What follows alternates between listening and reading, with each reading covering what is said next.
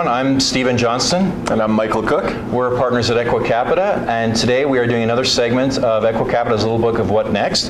The purpose of today's webinar and discussion will be to deal with the issue of working capital as part of an acquisition transaction. And perhaps I can preface today's discussion with the observation that often the resolution of the working capital can be quite a contentious issue between vendor and buyer. And certainly it's something that you should be very alive to and understand very completely when you go into the sale of your business, because it is one area that a lot of time and attention is devoted to by the buyer.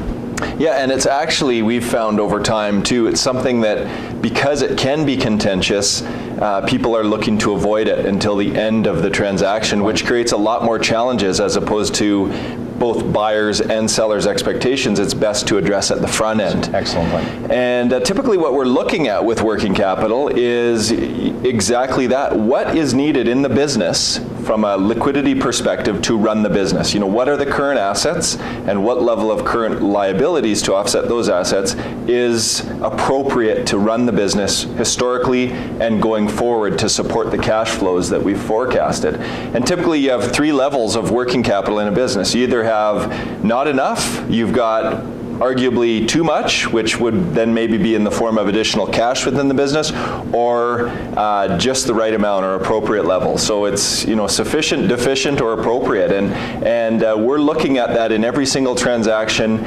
And you deal with a bunch of different issues. I mean, you've got seasonality, you've got cyclicality of a business, and what we're looking for is the steady state working capital that's required at closing to support the future cash flows. Yeah. And for that, we're typically looking at the working capital that has been in the business over the past 16, 17 months of operating history and further if we can, to see what those cycles are or seasonality fluctuations are.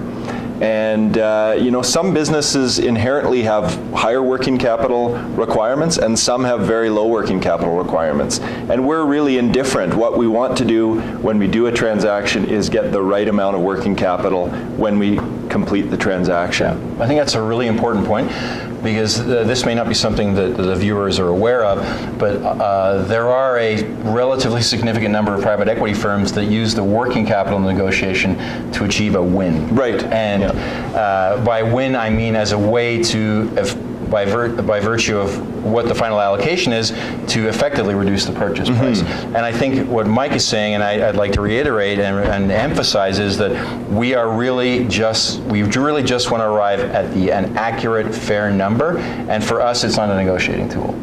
True. It's just, we want the working capital to be sufficient to support the business going forward. And I think you'll find that if you do potentially bring a transaction to us and work with us, you'll find that that's the case.